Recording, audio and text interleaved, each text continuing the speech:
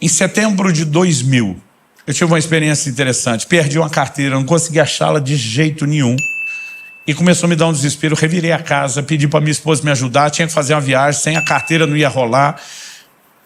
E a minha esposa falou assim, essa carteira não está aqui. Eu falei, olha, eu estava suspeitando, mas vindo de uma expert que nem você. Eu não sei, aqui em São Paulo, lá no sul, quando a gente não acha as coisas, a gente chama a esposa da gente. Porque elas têm superpoderes. Não é sério, às vezes eu falo, Kelly, onde é que está a tesoura? Segunda gaveta, escrivaninha. Eu abro, não está. Ela diz, olha direito. Eu, não está. Fecha. Quando ela vem, abre, pum, aparece a tesoura.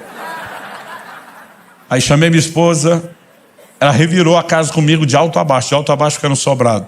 Ela olhou para mim e falou, a carteira não está aqui. Eu falei, ontem eu fui na igreja. Certeza que eu lembro ter pego a carteira para sair.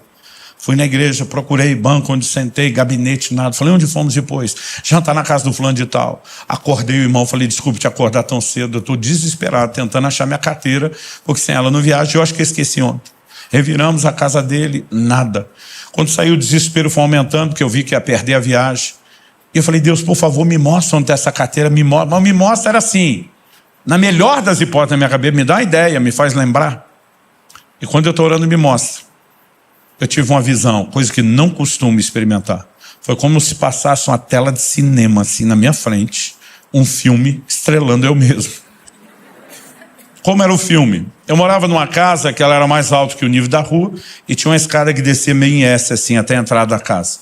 Eu tinha parado o carro na entrada de pedestre, porque a garagem era pelo fundo, mas tinha chovido muito à tarde. Uma chuva que eu nunca vi, nem antes nem depois. Morei 9 anos naquela cidade, nunca tinha visto uma chuva como aquela. E chegou a hora de ir para a igreja, eu estou olhando para o carro que eu deixei lá na garagem e pensando como é que eu vou pular essa enxurrada. Então eu estou no alto da escada calculando quanto que eu tenho que correr para pular. E é como se a tomada da filmagem pegasse de baixo para cima. Eu estava vendo a roupa que eu estava usando quando fui para o culto, era uma noite muito fria, típica lá do sul, então eu estava com um sobretudo. E a carteira que eu usava na época não era dessas carteiras de bolso como hoje. A gente chamava de capanga, era um negócio, a carteira de couro grande, da época em que o finado talão de cheque a gente guardava ele aberto, vocês têm ideia do tamanho dela, enorme. E eu vi na visão aonde estava a carteira, eu coloquei no bolso externo do sobretudo.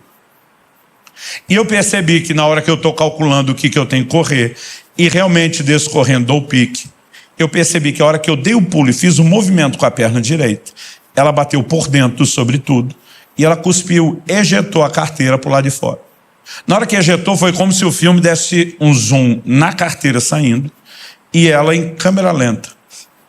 Para quem é da época do videocassete, quando entrava o slow motion, o som mudava, lembra?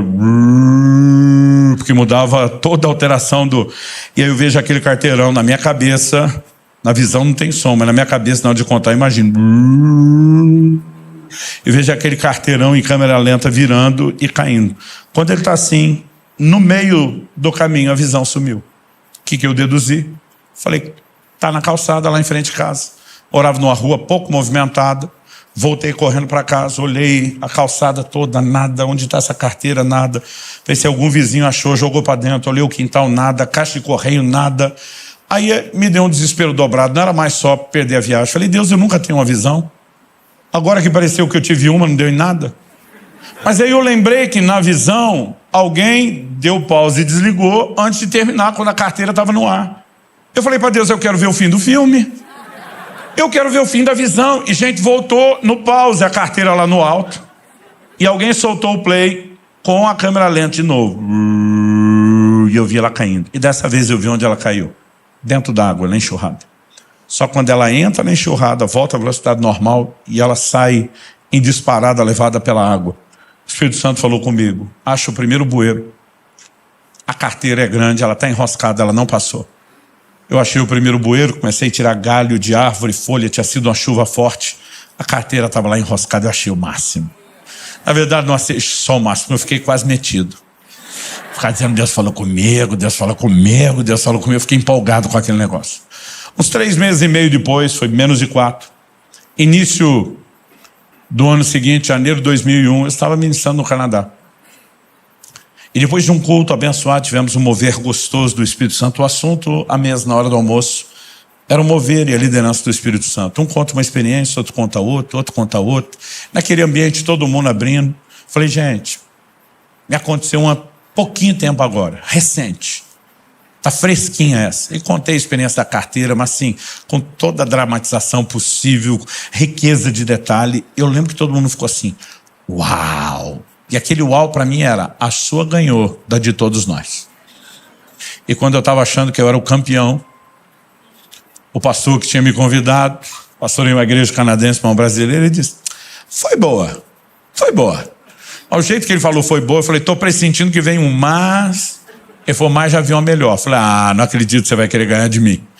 Ele falou, na verdade não vou ganhar nada. Ele falou, só fui a testemunha. Aí ele me pergunta, você conheceu fulano de tal? Falou o nome de um pastor que foi da vanguarda do avivamento aqui no Brasil. Eu falei, conheci o velhinho, encontrei ele em muitos eventos por aí, aeroporto, rodoviária, igrejas. Ele falou, pois é, ele foi um instrumento de Deus para trazer o avivamento não só para minha família, né, mas para a nossa igreja. E ele falou, um dia encontrei ele, já morava no Canadá, falei, pastor, eu rodo o mundo todo. Quando estiver no Canadá, me procure, me avise, dê um cartão para ele. Ele falou para mim, honestamente, mais por educação do que imaginando que fosse acontecer depressa. 3 meses depois ele me liga e diz, Kiko, estou no Canadá, vou estar pregando perto da sua igreja, se você puder estar conosco, domingo de manhã, em tal lugar. Ele falou, foi para o culto, foi uma bênção, o homem era muito usado por Deus. Ele disse, depois fomos almoçar. Ele falou, se você conheceu o velhinho, sabe que ele era uma máquina de testemunho, porque ele vivia o sobrenatural o tempo todo. E ele está falando das coisas de Deus, ninguém quer levantar, o tempo está passando, de repente ele olha para os irmãos que o tinham trazido de Toronto e iam levá-lo de volta, 1 hora de distância, onde ele tinha um culto à noite. Falou, eu não vou segurar vocês a tarde toda porque eu estou sem pressa. Dá um endereço para ele. Aí virou para esse meu amigo e falou, você já morou em Toronto, não morou? Sim. Pega o endereço, você me leva para a igreja? Combinado, pastor. Ele falou, Luciano, o culto era 6, era 1 hora de viagem, saía às 4, 5 horas eu já estava em Toronto, com 1 hora de antecedência. Naquela época não tinha GPS. Ele disse, peguei mais ou menos a coordenada, fui na direção, não achei. Perguntei, me mandaram no lugar, não era. Perguntei de novo, me mandaram em outro lugar, não era. Perguntei de novo, mandaram em outro lugar, não era. Mandaram em outro lugar, não era. Ele falou, daqui a pouco eu não só não tinha achado a igreja, como eu já não sabia nem mais aonde eu estava, o que dizer para onde eu devia ir. Ele disse, nós fomos tentando, mas deu 6 horas, que era o início do culto. Ele falou, a gente estava perdido, não sabia para onde ir nem como achar a igreja.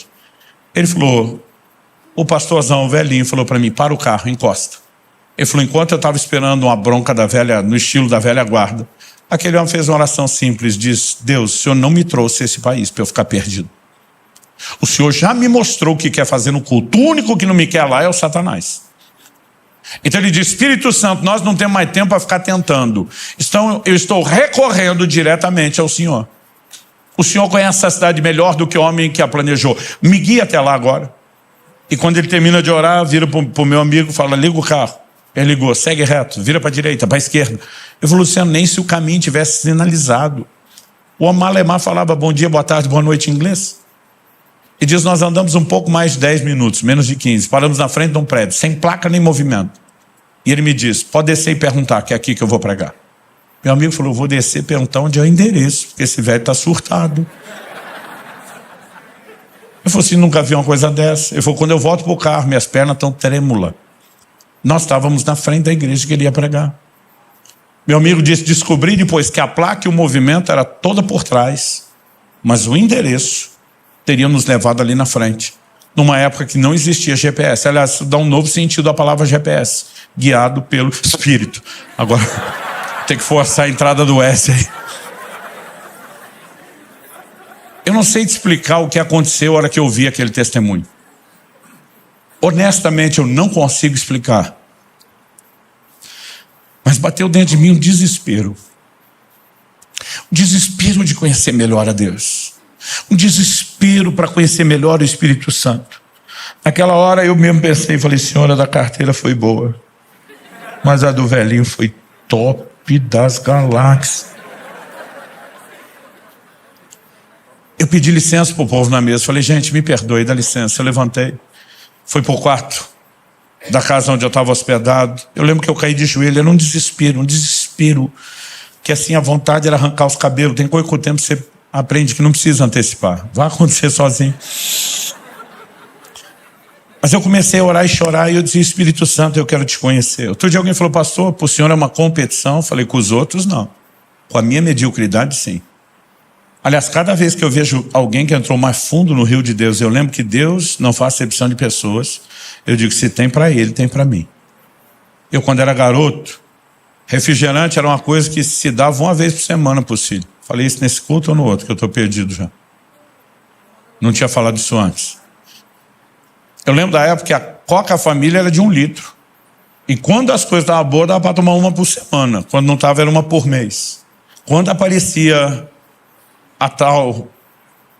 o tal do refrigerante, mamãe ia servir nós os filhos, a gente colocava os copos. Numa época que nem dinheiro para copo tinha, era o que sobrava do requeijão. A gente colocava os copos um do lado do outro, eu sou do meio de 3 irmãos, e a gente ficava medindo. Não, põe mais para ele, põe mais um pouquinho aqui. Minha mãe tinha que fazer a divisão perfeita. E aquilo não era só o grito pelo refrigerante, é que a gente queria sentir que nenhum filho estava ficando para trás, sendo menos amado, preterindo em relação ao outro. Até hoje, quando eu vejo Deus encher o copo pastoreio, eu falo, quero mais aqui também. Porque se ele não tem filhos prediletos, então minha competição não é com o outro.